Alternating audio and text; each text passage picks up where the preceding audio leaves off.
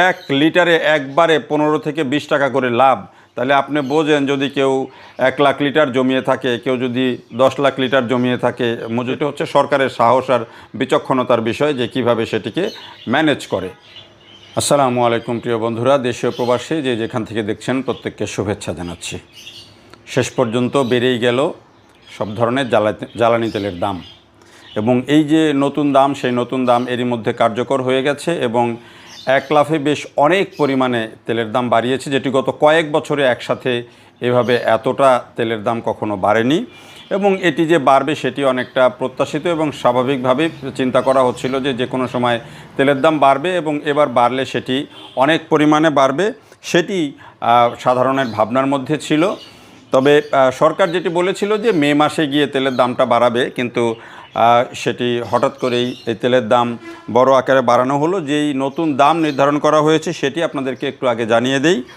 এখানে অকটেন 120 টাকা থেকে বাড়িয়ে 140 টাকা লিটার করা হয়েছে, অর্থাৎ লিটার প্রতি 20 টাকা বেড়েছে। পেট্রোল 116 টাকা থেকে বাড়িয়ে 135 টাকা লিটার করা হয়েছে, অর্থাৎ লিটার প্রতি 19 টাকা বাড়ানো হয়েছে। ডিজেল 100 টাকা থেকে বাড়িয়ে 115 টাকা করা হয়েছে, অর্থাৎ 15 টাকা লিটার প্রতি বেড়েছে। কেরোসিন 112 টাকা থেকে বাড়িয়ে 130 টাকা করা হয়েছে, অর্থাৎ 18 টাকা লিটার প্রতি বেড়েছে। এটি হচ্ছে দাম বাড়ার মূল যেই কোনটা কী পরিমাণে বেড়েছে সেটি। তবে একটা ভাবনার বিষয় হচ্ছে যে সবচেয়ে বেশি ইম্প্যাক্ট হবে ডিজেলের ক্ষেত্রে। ডিজেল 15 টাকা লিটার প্রতি বেড়েছে এবং আমাদের যত গণপরিবহন চলে বা পণ্য পরিবহন যেগুলো চলে বা ট্রেন চলে বা যেটি বলেন, ডিজেলের চাহিদা হচ্ছে সর্বোচ্চ। সেচ কাজের জন্যও ডিজেল লাগে, ফলে এই ডিজেলের দামটাই হচ্ছে সবচেয়ে বেশি সাধারণ মানুষকে এফেক্ট করবে। এবং এখন এই যে এটি তো হলো সরাসরি দাম বৃদ্ধি, আরেকটা হচ্ছে যে দাম বাড়ার ফলে কি ধরনের ইম্প্যাক্ট হয় সেটা হচ্ছে আরেকটা বড় প্রভাব।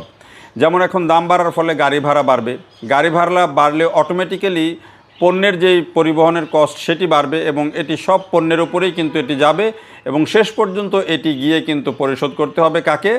ক্রেতাকেই করতে হবে, ভোক্তাকেই করতে হবে। অর্থাৎ আমি একদিকে কেনার ক্ষেত্রেও যদি আমি ক্রেতা হই তাহলে দাম বেশি দিব তেলের, আরেকদিকে আমাকে ওই যে সকল পণ্যই কিন্তু এখন বেশি দামে কিনতে হবে। এখন কোন পণ্য কিভাবে কতটা বাড়বে সেটি তো হচ্ছে সরকারের এটি ম্যানেজ করার উপর নির্ভর করবে। তবে আপাতভাবে সরাসরি যেটি হবে যে যেসব পণ্য পরিবহনে বেশি পরিবহন খরচ লাগে সেগুলোর দাম বাড়বে, আর হচ্ছে গাড়ি ভাড়া বাড়বে। এটি খুব স্বাভাবিক হিসাব। এখন কত পার্সেন্ট বাড়ে সেটি দেখার বিষয়। সরকারের একজন বিশেষ সহকারী তিনিও গতকালই বলেছিলেন যে না, দাম বাড়বে না, কিন্তু এর কয়েক ঘন্টা পরই দাম বাড়ানো হয়েছে। আসলে দাম বাড়ানো ছাড়াও সরকারের হাতেও যে খুব বড় অপশন ছিল তা না, কারণ ভর্তুকি সরকার দিয়ে যাচ্ছিল। এখন যেহেতু এই ইরান, যুক্তরাষ্ট্র আর ইসরায়েল যুদ্ধের প্রভাবে এটি যেহেতু আন্তর্জাতিক বাজারে তেলের দাম ওঠানামা করছে, বেশ ভালোভাবেই ওঠানামা করছে, সেই সময় এসে সরকার ভর্তুকি দিয়ে যাচ্ছিল। এখন ভর্তুকিটা কতদিন দিবে সেটা একটা বড় প্রশ্ন। আরেকটা হচ্ছে যে সরকার যে ভর্তুকি দিচ্ছে সেখানে আবার এই ভর্তুকি দেওয়ার ক্ষেত্রেও আবার IMF, বিশ্বব্যাংকের নানা রকমের শর্ত আছে, যে শর্তের জালে আমরা এরই মধ্যে আটকে গেছি। অর্থাৎ IMF এবং বিশ্বব্যাংকের শর্ত না মানলেই তারা ঋণ দিবে না, ঋণের কিস্তি পাবো না। সরকারও ঋণের একটা কিস্তি পাওয়ার জন্য খুব চেষ্টা করছে। তো সেই ক্ষেত্রে ওই যে ভর্তুকির বিরুদ্ধে সবসময়ই কিন্তু IMF আর বিশ্বব্যাংক কখনো সরকার জনগণকে ভর্তুকি দিক সেটার পক্ষে থাকে না। তারা সবসময় হচ্ছে দামটা বাড়ুক, আন্তর্জাতিক বাজার দাম বেশি পাক, যারা তেল এখানে সাপ্লাই দিচ্ছেন আন্তর্জাতিক ব্যবসায়ী আছেন তারা দাম বেশি পাক, এটা হচ্ছে আসলে তাদের ফর্মুলা। এখন সরকারগুলো কতটা নিজেরা এটিকে ম্যানেজ করবে সেটা হচ্ছে সরকারের সাহস আর বিচক্ষণতার বিষয় যে কিভাবে সেটিকে ম্যানেজ করে। তো এই বাস্তবতার মধ্যে আমাদেরকে যেতে হচ্ছে।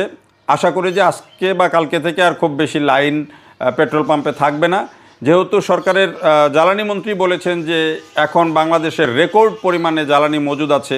ফলে এই মজুদ থাকা অবস্থায় যখন এই পরিমাণ দাম বেড়েছে, নিশ্চয়ই যারা মজুদ করেছেন তারা আর এই মজুদটা এখন ধরে রাখবেন না। ফলে এখন স্বাভাবিকভাবেই তেলের সাপ্লাই দেওয়া হবে এবং তেল বিক্রি হয়ে যাবে এবং সাধারণ ক্রেতারাও গিয়ে তেল পাবেন। এটি স্বাভাবিক হিসাব, এটিকেই ধরে নেওয়া যায়। যেহেতু এই রকম সুযোগ আর কি, 1 লিটারে একবারে 15 থেকে 20 টাকা করে লাভ, তাহলে আপনি বোঝেন যদি কেউ 1 লাখ লিটার জমিয়ে থাকে, কেউ যদি 10 লাখ লিটার জমিয়ে থাকে, মজুত করে থাকে, তাহলে মাত্র কয়েক ঘন্টার ব্যবধানে তার লাভের অঙ্ক কোথায় গিয়ে দাঁড়ায় সেটি একবার ভাবাই যায়। যেটা একটু চিন্তা করলেই বুঝতে পারবেন। যাই হোক, এখন সামনে আবার বিদ্যুতের দামও বাড়ানোর কথা শোনা যাচ্ছে, কবে থেকে কি হবে জানি না। অর্থাৎ এখন এই যে জ্বালানি এবং বিদ্যুতের দাম যদি বাড়ে, স্বাভাবিকভাবেই মূল্যস্ফীতি আবার বাড়বে, এটি বলাই যায়।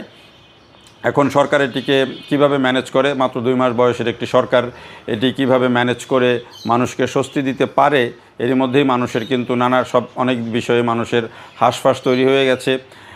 এর মধ্যে আলু পেঁয়াজে কৃষকের যে অবস্থা, আলু আর পেঁয়াজের দাম নিয়ে কৃষকের যে অবস্থা, এখন কৃষক নতুন করে কোন ফসলে হাত দিবে সেটি নিয়েও কিন্তু ভাবছে। এর মধ্যে যদি আবার ধরেন এখন এই বাড়তি খরচ তাদের যুক্ত হয়, সেটাও কিন্তু কৃষিতে একটা বড় ইম্প্যাক্ট করবে। এখন সেইটা আসলে নির্ভর করছে যে এটি কীভাবে সরকার ম্যানেজ করে তার উপরে। দেখার জন্য সবাইকে অনেক ধন্যবাদ।